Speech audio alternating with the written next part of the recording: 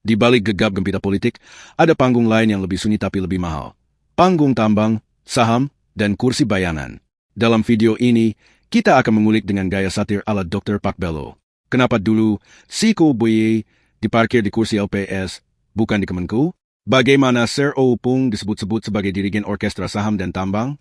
Apa peran John Kowi sebagai dalang agung di panggung depan?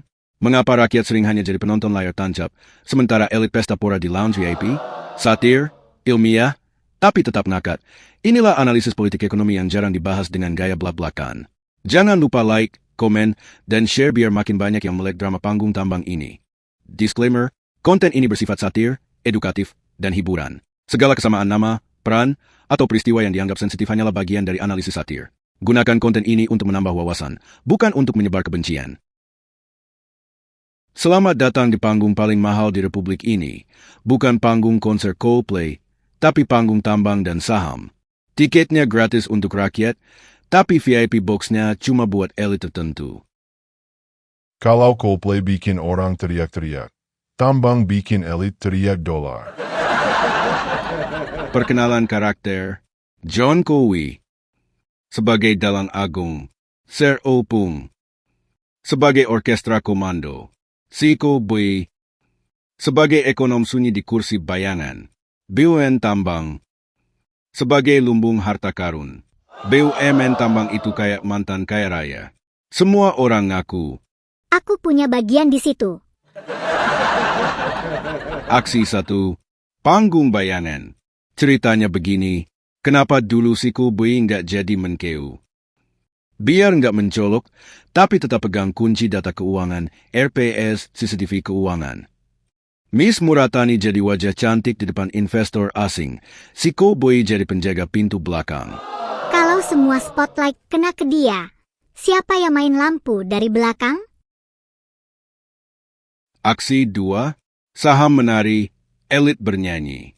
Nah, ceritanya gimana? Setiap isu IPO tambang akibatkan harga saham goyang. Publik baru tahu belakangan setelahnya, tapi para elit sudah menikmati hasil dan pesta duluan. Ada istilah asimetri informasi, elit tahu duluan, rakyat tahu belakangan. IPO itu kayak kondangan, rakyat cuma dapat undangan, elit dapat mas kawinnya. Aksi 3. Tangan tersembunyi.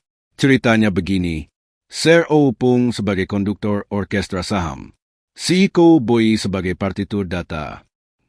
Yang bikin semua tetap sinkron. John Kowi?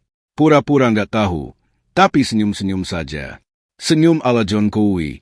Tangannya ada di belakang. Kalau rakyat lihat, kayak drama Korea. Padahal ini drama tambang. Siapa dapat cinta, siapa dapat cuan. Siapa dapat cinta? Siapa dapat cuan? Aksi 4. Simfoni kepentingan. Nah ini tentang segitiga. Segitiga emas, John Kowi, Sir Opung, si Kobuye, elit dapat tiket VIP, rakyat jadi penonton layar tancap. Pertanyaan retoris, ini konser untuk bangsa atau konser eksklusif? Bayangkan 270 juta orang jadi penonton, tapi tiket VIP cuma segelintir orang. Itu bukan demokrasi, itu konser privat. Ini konser untuk bangsa atau konser eksklusif?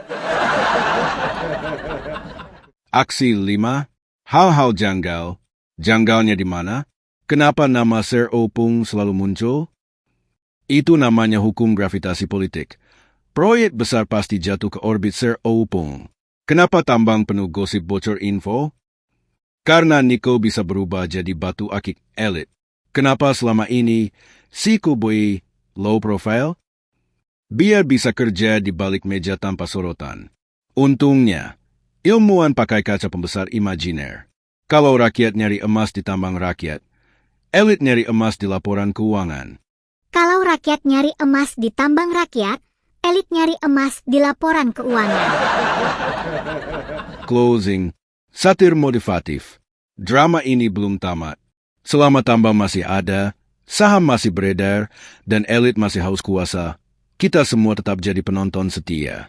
Tapi jangan lupa, kalau penonton bersatu, panggung bisa goyah. Ingat, Di republik ini, kalau kamu tidak ikut main, berarti kamu sedang ditonton mainnya.